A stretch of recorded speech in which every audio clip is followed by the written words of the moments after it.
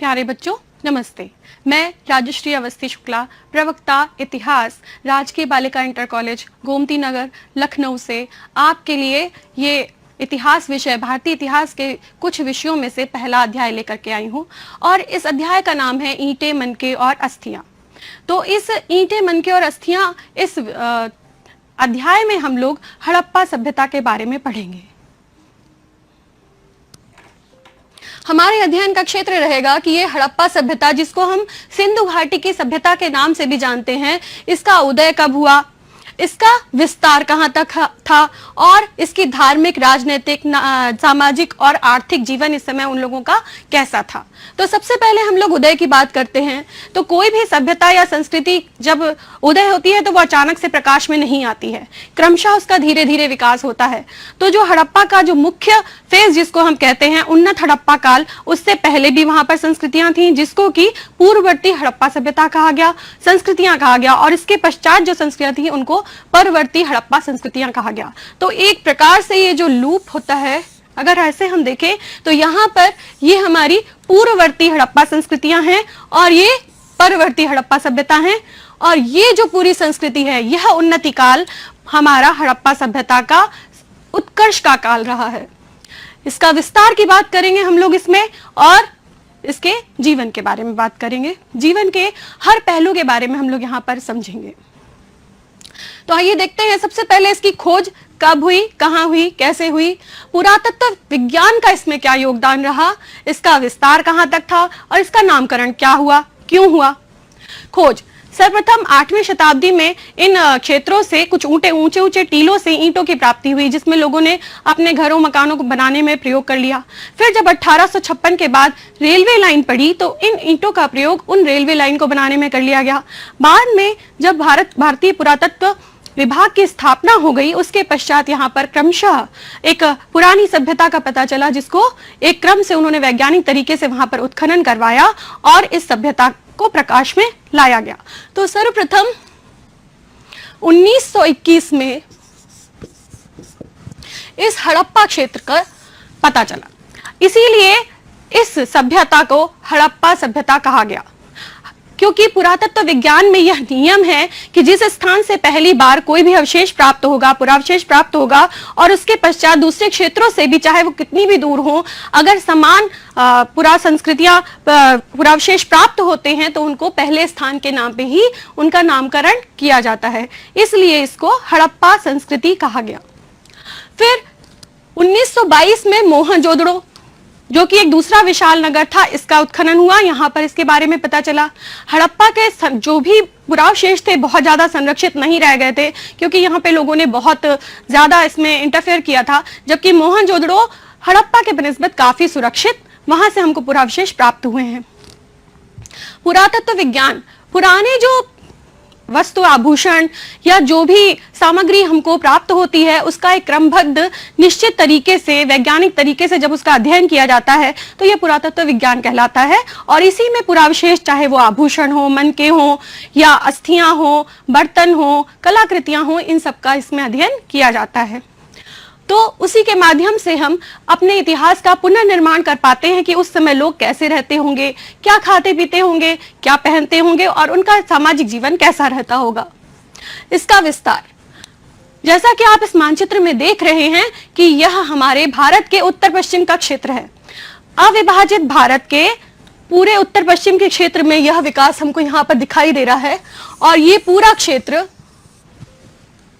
आज के भारत, पाकिस्तान और अफगानिस्तान का क्षेत्र है, जो कि लगभग त्रिभुजाकार है। यहां देखिएगा आप, ये इसका पश्चिम पॉइंट है, सुतका गेंडोर, यहां से लेकर के ये मांडा, जो कि कश्मीर में इसका प्रमुख क्षेत्र है, और कश्मीर से लेकर के यहां भगतराव, दायमाबाद, और फिर ये देखिए पूरा एक त्रिभुजाकार क्षेत्र लगभग हमको मिल रहा है। और इसका जो क्षेत्रफल है वो लगभग 12,99,600 वर्ग किलोमीटर है। और इतनी दूरी होने के बावजूद यहाँ से जो भी सामग्री मिली है उसमें बहुत ही ज्यादा समानता है। सब एक जैसे बर्तन हैं, एक जैसे बनाने की उनकी मनके की फैक्ट्रियां हैं, सारी चीजें लगभग हमको एक जैसी ही उस पर प्राप्त होती हैं। तो इसका विस्तार अब के अफगानिस्तान, पाकिस्तान और भारत में है। नामकरण, तो इसमें हमने पहला नाम लिया हड़प्पा सभ्यता, क्योंकि जैसा आपको बताया हमने पुरातत्व में पहले स्थान पर जो वस्तु प्राप्त होती है उसी के नाम पे होता है। दूसरा हमने कहा सिंधु घाटी की सभ्यता, ये हमारी सिंधु नदी है। इस सिंधु नदी और उसकी सहायक नदियां जो हैं उनके पास में ही ज्यादातर क्षेत्र मिले हैं, इस वजह से इसको सिंधु घाटी की सभ्यता कहा गया।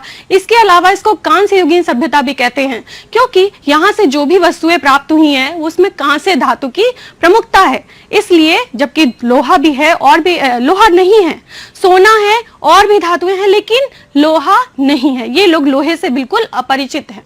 तो कांस्य की बहुत ज्यादा बहुतायत के कारण इसको कांस्य युगीन सभ्यता भी कहा जाता है। अब इसके हम प्रमुख जो कैरेक्टरिस्टिक्स हैं उनको देखेंगे, विशेषताएं हैं। तो सबसे पहले इसके देखेंगे कि एक नगरीकरण है। नगर हमको यहाँ पर नगरीय संरचना प्राप्त होती है। तो नगर निर्माण योजना में जो पहला क्षेत्र है वो हमारा दुर्ग और नगर है। पूरा जो नगर है वो दो भागों में बटा हुआ है, एक पश्चिमी भाग और एक पूर्वी भाग। तो पश्चिमी भाग ऊंचे टीले पर बना हुआ है जिसको दुर्ग कहा गया है, और जो बनिस्बत थोड़ा निचाई पे है और वो बड़ा क्षेत्र है उसको नगर कहा गया, जिसमें सामान्य लोग रहते होंगे। ऐसा माना गया कि जो ये दुर्ग का क्षेत्र है यहाँ पर प्रशासनिक वर्ग रहता होगा, और जो नगर है उसमें सामान्य जीवन जीने वाले लोग रहते होंगे। और एक ये बात बहुत ही महत्वपूर्ण है कि ये पूरा जो दुर्ग है वो एक प्राचीर से घिरा हुआ है। पूरा नगर और दुर्ग, जिसको आगे हम देखेंगे, पूरा एक प्राचीर से घिरा हुआ रहता है। दूसरी इसकी प्रमुख जो विशेषता है वो है भवन निर्माण योजना। भवन एक निश्चित क्रम से बनाए गए हैं, उनमें जो विशेषताएं हैं उनकी कि वो पकी हुई मिट्टी की ईंटों से बने हुए हैं, उनका एक निश्चित क्रम है। सड़कें हैं उनकी क्रम से विभाजित हैं, और वो आयताकार मकान बने हुए हैं। और उसमें क्या क्या खासियत है इसको आगे देखते हैं। इसी में आता है मोहनजोदड़ो का विशाल स्नानागार, जो कि ऐसा माना जाता है कि सार्वजनिक कोई महत्व के अवसर पर यहाँ पर सब लोग स्नान करने के लिए आते होंगे, जैसा कि आज भी होता है। कोई भी पवित्र त्योहार होता है उसमें सब लोग पवित्र जल में स्नान करने की, या गंगा जल में, या कैसे भी, तो वैसा ही कुछ मान्यता उनकी रही होगी, तो इसीलिए सार्वजनिक स्नानागार मिला है। विशाल अन्नागार, ये उनके व्यापारिक स्तर को दिखाता है कि ना केवल देशीय बल्कि विदेशी व्यापार भी ये लोग करते थे। बड़ा सा हमको मोहनजोदड़ो और हड़प्पा दोनों स्थानों से विशाल अन्नागार मिले हैं, और इन अन्नागारों में अन्न को रखने की, कोठार में, गोदाम में सामान रखने की पूरी जगह थी, और इसके साथ में कमरे बने हुए थे जिसमें कि कारीगरों को या जो मजदूर हैं कृषि मजदूरों को रहने की भी वहां पर स्थान मिला था। और ये नदी के किनारे हैं ताकि जल व्यापार से भी इनका आसानी रहे। और जो सार्वजनिक भवन है जिसको कि एक सभागृह माना जा सकता है, जो कि स्तंभों पर बने हुए हैं, ऐसा एक संरचना मिली है जो कि पूर्ण नहीं है, खंडित है।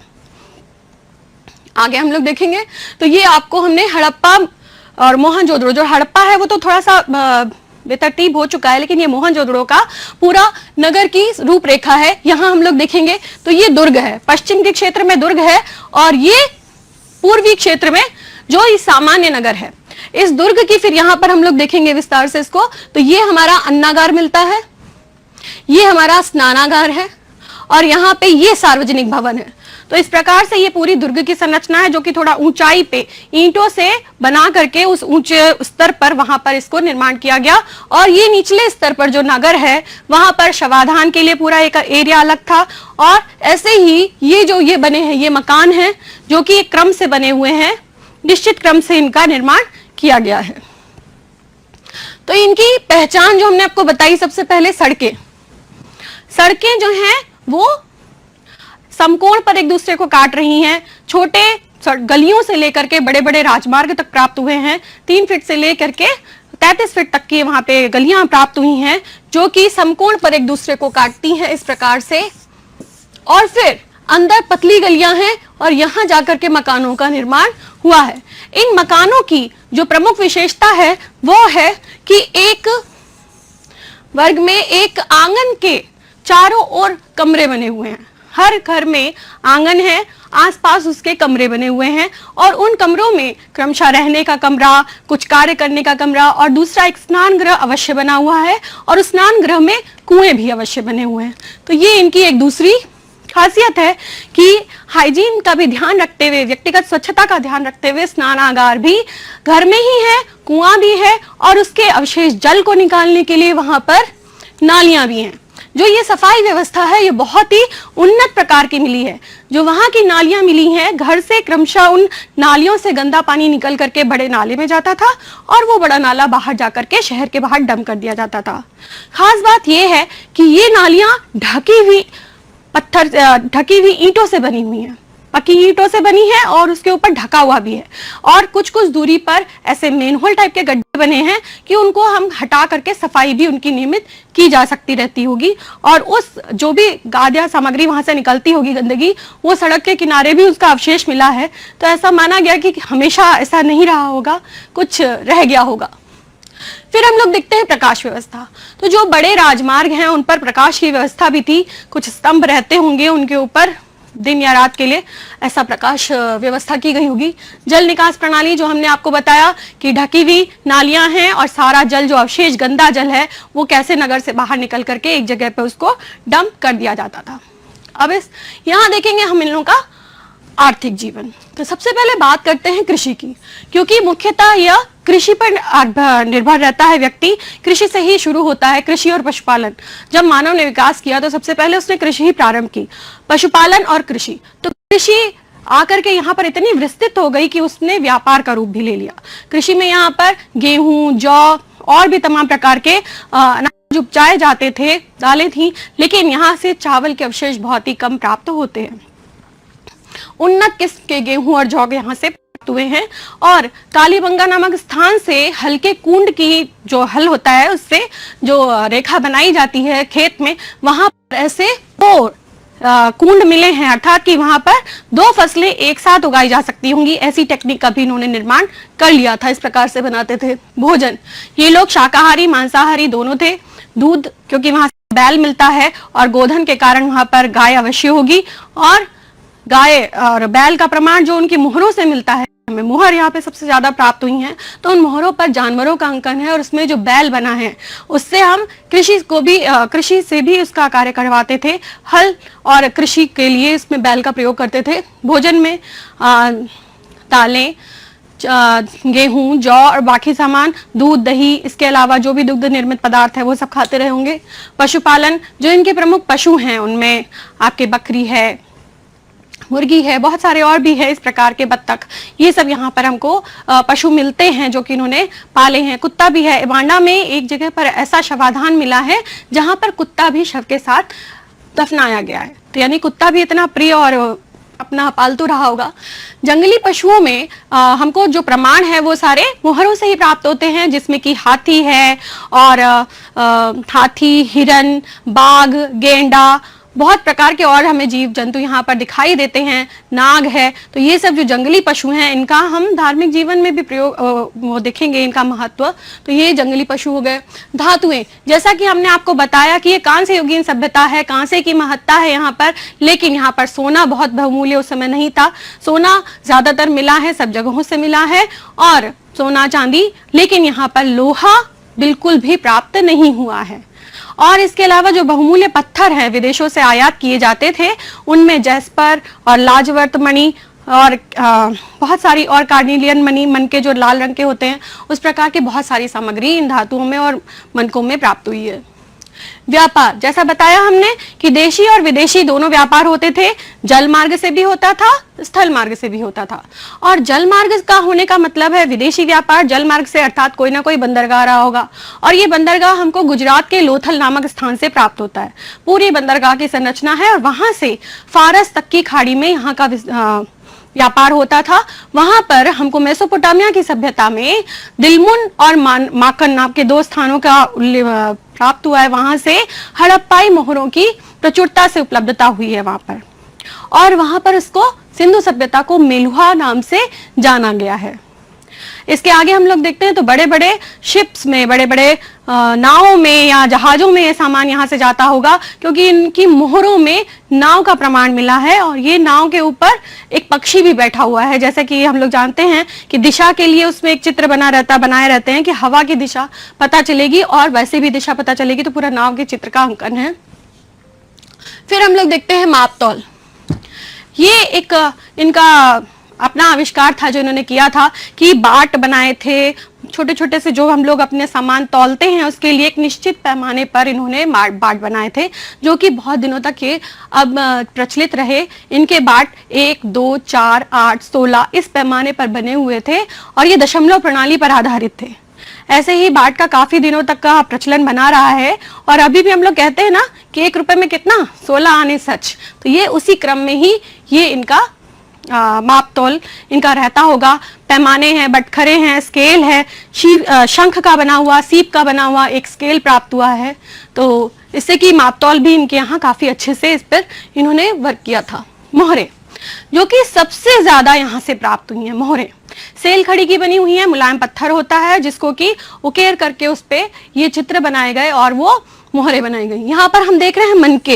ये व्यापार में ये मनके बनाने, छोटे छोटे मनके हैं, ये सेलखड़ी के हो सकते हैं, किसी भी धातु के हो सकते हैं, सोने से कवर्ड हो सकते हैं, जैस्पर के हैं, कार्निलियन के हैं, किसी भी उसकी चीज के हो सकते हैं। ये उसको मनके को बनाने का औजार है। फिर हम देखते हैं यहाँ पे ये एक मोहर दिखाई दे रही है। ये मोहर कैसी है? व्यापारिक मोहर है। व्यापार में जब एक स्थान से दूसरे स्थान तक कोई वस्तु जाती है तो आज भी हम लोग उसको सील करते हैं, लाख से उस पर अपना कोई राजकीय चिन्ह अंकित करते हैं।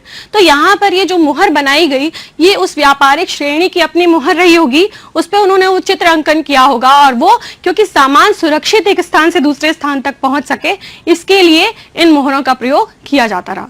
तो इन मोहरों में हमको बहुत सारे जानवरों का अंकन मिलता है और ये पशु जो है ये सिर्फ एक नहीं है, मिश्रित पशु भी हैं। एक यहाँ पर 3D इमेज टाइप की मिली है कि उस पशु के 3 मुख हैं, एक ऐसे, ऐसे और ऐसे, पूरा पशु यहाँ पर ऐसे बना हुआ है। तो ये 3D में भी बना हुआ, मतलब इनकी जो कला है वो इतनी उत्कृष्ट है। एक श्रृंगी जानवर का यहाँ पे बहुत सबसे पहले जो मिला था मुद्रा मुहर मिली थी वो एक श्रृंगी जानवर की थी, जिसमें कि एक सींग उसका बना हुआ था और उस पर कुछ ऊपर लिखा हुआ था। वो लिपि जो है वो आज तक पढ़ी नहीं जा सकी है, इसीलिए इसको आद्य ऐतिहासिक काल में भी रखा जाता है। आद्य ऐतिहासिक काल वह काल है, इतिहास से तुरंत पहले का काल, कि उसमें मानव ने इतना विकास करके अपना लिपि सृजित कर ली है, लेकिन वो आज का मानव उस लिपि को पढ़ नहीं सकता। तो उनकी जो लिपि है वो उन मोहरों पे हमको मिलती है। एक स्थान से हमको बहुत बड़ा एक पट्ट मिला है जिस पर कि काफी सारे चित्रों का अंकन है, वो मोहरों की लिपियों का, उसमें लिपि के उन अक्षरों का प्रयोग किया गया है, जिसको हम आगे देखेंगे। सामाजिक जीवन की बात करते हैं तो किस प्रकार का इनका जीवन स्तर था। धातुओं के प्रयोग से और बाकी सामग्री के प्रयोग से पता चलता है कि ये लोग सामान्य जीवन भी व्यतीत करते थे और जो प्रशासनिक वर्ग के थे वो कुछ बहुमूल्य जो वस्तुएं हैं उनका प्रयोग करते थे। वहां से एक फयांस, एक वस्तु मिली है, फयांस से निर्मित छोटी छोटी शीशियां, वो संभवतः सुगंधित द्रव्य रखते होंगे। फयांस से घिसी हुई रेत, बालू, उसके मिश्रण से, रंग और चिपचिपे पदार्थ के मिश्रण से वो बना रहा होगा और उसमें सुगंधित द्रव्य रखते होंगे, या और वो थोड़ा सा महंगा है। तो ये महंगी वस्तुएं हमको हड़प्पा और मोहनजोदड़ो 2 ही स्थानों से मिलती हैं, बाकी जो थोड़े से कम विकसित क्षेत्र हैं वहां से कम मिलती हैं। जीवन स्तर इनका वहां काफी उन्नत रहा क्योंकि देशी और विदेशी दोनों व्यापार होते थे। आभूषण, बहुत सारे आभूषण मिले हैं। इन आभूषणों में कंठहार है, सिर पर सजाने वाला मुकुट टाइप का भी है, कंगन है, बालियां हैं, दर्पण है, मनके की माला तो बहुत ही ज्यादा हैं और भी बहुत सारी चीजें यहाँ से हमको आभूषणों के रूप में प्रयोग हुई मिलती हैं। और ये जो आभूषण है वो स्त्री और पुरुष दोनों ही प्रयोग करते थे। कैसे पता चला? शवाधान से। दोनों ही शवाधान में हमको स्त्री और पुरुष दोनों के ही शवों पर आभूषण मिले हैं। चलिए वेश विन्यास की बात कर लेते हैं।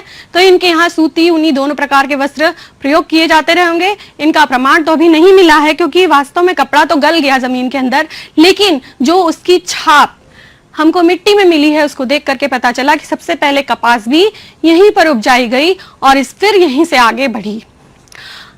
और सूती वस्त्रों में, क्योंकि यहाँ पर जो एक मूर्ति मिली है जिसको कि पुरोहित राजा की मूर्ति बोला जाता है, उसमें उस कला को हम लोग देखेंगे आगे भी कि किस प्रकार से उसको उसमें चित्रण का अंकन किया गया। कढ़ाई वगैरह जो भी है काफी अच्छे से होती थी। ये लोग सुई धागे से परिचित थे और उसका वस्त्रों को निर्माण करते थे। गृहपात्र, खाना बनाने के बर्तन अलग थे और शवाधान के बर्तन अलग थे। बनाने के पात्र, घर की संख्या, जितने भी लोगों के सदस्य की संख्या रहती होगी उस हिसाब से उनके खाना पकाने के पात्र थे। और ये जैसे हम लोग यहाँ पर देख रहे हैं, तो इस पॉटरी में एक विशेषता क्या है कि ये चित्रित है, इस पर विभिन्न प्रकार के चित्रों का अंकन किया गया है। सारे ही जो भी हमको वहां से मृत पात्र, मिट्टी के, पक्की मिट्टी के बर्तन मिले हैं, उन सब पर ही इस प्रकार का चित्रण दिखाई देता है। खिलौने, खिलौने आप सब जानते ही हैं बेटा, खिलौने क्यों होते हैं? बड़ी वस्तुओं को छोटे बच्चों को समझाने के लिए हम ला नहीं सकते, तो उसका एक प्रतिरूप या मॉडल उन बच्चों को दिखाया जाता है कि वो उस वस्तु से परिचित हो सके। इसी प्रकार के हमको यहाँ पर बहुत सारे खिलौने मिलते हैं। वो एक छोटा सा बंदर भी है, कुत्ता भी है, बैलगाड़ी भी है, बहुत सारे और खिलौने यहाँ से हमको मिले हैं। मनोविनोद के लिए आपस में ये लोग शिकार भी खेलते थे, क्योंकि आखेटक ग्रुप है वहां पर, क्योंकि हमें पक्षियों के और मछलियों के वहां पर से अवशेष मिले हैं, तो आखेट भी करते होंगे, सार्वजनिक कोई ना कोई उत्सव मनाते होंगे इस प्रकार से। और खेल खिलौने, पासा मिला है, यानी कि कोई द्युत जैसा भी कोई यहाँ पर खेल रहा होगा। अस्त्र शस्त्र, जो भी इनके औजार हैं, कृषि से संबंधित एक औजार हैं और दूसरा इनके युद्ध से संबंधित औजार हैं। तो जो कृषि के औजार हैं वो ज्यादा तो नहीं, कांसे का हल इस प्रकार से मिला है, लेकिन बहुत ज्यादा मात्रा में हमको प्राप्त नहीं हुआ है। शवाधान पात्र, जैसे हमने अभी बात की कि घर में खाना बनाने के बर्तन अलग थे, लेकिन ये शवाधान पात्र क्या थे, ये आपके मन में जरूर विचार आया होगा। तो शवाधान, जब व्यक्ति को मृत्यु के पश्चात उस मृतक को दफनाया जाता है, तो ऐसा इन लोगों का विचार था कि उसके बाद भी जीवन है, तो उस जीवन में जो प्रयोग करेंगे, जो अपनी प्रिय वस्तुएं हैं वो लेकर के जाएंगे, तो उन बर्तनों में वो सारा सामान भर के उसके पास रख दिया जाता था और फिर उसको दफनाया जाता था। कुछ याद आया? ऐसा ही मिस्र के पिरामिडों में होता है, जहां जो हमको मिले हैं, जहां पर बड़े बड़े राजाओं को दफनाया गया और उनके साथ साथ उनकी सारी प्रिय वस्तुओं को दफनाया गया है। अब हम लोग धार्मिक जीवन की बात कर लेते हैं। ये मातृ देवी की मूर्ति मिली है, बहुत ज्यादा लेडी फिगराइन वहां से प्राप्त हुए हैं, तो ऐसा माना गया कि वहां पर माता शक्ति की उपासना की गई होगी और ये मातृ देवी। और एक जो दूसरी मोहर मिली है, बहुत इंपॉर्टेंट है, जिसको आज हम लोग शिव से रिलेट कर सकते हैं इसको, कि ये शिव रहे होंगे। एक योगी की मूर्ति है, योग मुद्रा में वो बैठे हैं, आसपास उनके जानवर हैं और इसमें ये हमें पंचमुखी दिखाई दे रहे हैं। जैसा कि आज हमारे शिव, पंचमुखी शिव की उपासना की जाती है, तो ऐसा ही योगी का चित्र यहाँ पर। और ये लिखिए लिपि के कुछ अक्षर यहाँ पर हमको इस मोहर में दिखाई दे रहे हैं। पशुओं की पूजा है और वृक्ष, एक यहाँ पर हमको मोहर मिली है जिसमें कि एक स्त्री की योनि से वृक्ष की उत्पत्ति दिखाई दे रही है और पीपल के पत्ते भी हैं, तो ऐसा माना जाता है कि वो प्रकृति की उपासना है, वो प्रकृति देवी हैं जिससे कि सारी सृष्टि का निर्माण हुआ है। और वहां पर पीपल के पत्ते, लिंग और योनि पूजा भी वहां पर हमें दिखाई देती है। इसी प्रकार से सूर्य की पूजा, सूर्य के लिए हमको वहां पर जो चिन्ह मिला है वो है स्वास्तिक। स्वास्तिक की मुहर मिली है, उस पर स्वास्तिक का चिन्ह जो कि सूर्य की दिशाओं के लिए, पूरी दिशाओं में और सूर्य के प्रकाश के लिए प्रयोग किया जाता है, ये स्वास्तिक का चिन्ह वहां से मिला है। नाग पूजा, सप्त मातृकाओं और इन नाग मूर्तियों का भी हमें मुहर में अंकन दिखाई देता है। राजनीतिक जीवन में ये देखिए, जिस हम पुरोहित राजा की बात कर रहे थे, ये वो पुरोहित राजा है और इसके वस्त्रों को देखिए जो कि दाहिने कंधे से बाएं कंधे की ओर जा रहा है, इस पर पुष्प बने हुए हैं और माथे पर इनके एक पट्टी बंधी हुई है, हेडगियर बंधा हुआ है और मुंह पर दाढ़ी भी है जो कि बिल्कुल क्रम से कटी हुई है, एकदम अच्छे से बने हुए हैं। तो ऐसा पूरा शहर जो बना है, जो एक निश्चित नियम से बना है, तो उसको देख करके ऐसा जरूर लगता है कि यहाँ पर कोई ना कोई राजा या प्रशासनिक व्यवस्था रही होगी। लिपि इनकी जो बहुत महत्वपूर्ण हमने बताई, लिपियों में 375 से 400 हमें अक्षर मिले हैं। यद्यपि कि उसको पढ़ना अभी संभव नहीं हुआ है, लेकिन इन लिपियों के कुछ अक्षर ये हैं। सभ्यता का पतन, धीरे धीरे ऐसा हुआ कि जैसे जिस प्रकार से उन्नति हुई थी उसी प्रकार उन सब संसाधनों की कमी होती चली गई। कभी बाढ़, कभी महामारी, कभी कोई आक्रमण, इस प्रकार से अनेक कारण हुए, कोई भी एक कारण नहीं था। भौगोलिक परिवर्तनों के कारण इन सब में धीरे धीरे गिरावट आई और उत्तर हड़प्पा कालीन संस्कृतियां बनती चली गईं। ये देखिए, ये एक शवाधान का चित्र है, इस पर यहाँ पर और यहाँ गले में आभूषण है, ये इसके पात्र रखे हुए हैं और ये हमारी उत्तर हड़प्पा कालीन संस्कृतियां, जिसको झांकर और झूकर संस्कृतियां कहते हैं, ये यहाँ पर है और यहाँ पर प्राप्त हुए हैं। यानी कि ये संस्कृति पूरी तरीके से नष्ट नहीं हुई, इसमें धीरे धीरे पराभव इसका हो गया। तो आज हमने अपने इस अध्याय में जो पूरा पढ़ा, सिंधु सभ्यता का काल पढ़ा, जो कि 2500 ईसा पूर्व से 1900 ईसा पूर्व, यह इसका माना हुआ काल है, जो कि कार्बन डेटिंग के हिसाब से निकला हुआ है। इसका विस्तार पढ़ा, जनजीवन, धार्मिक मान्यताएं, अर्थव्यवस्था और सारे जीवन को हमने यहाँ पर इसका सभ्यता का पराभव भी पढ़ा।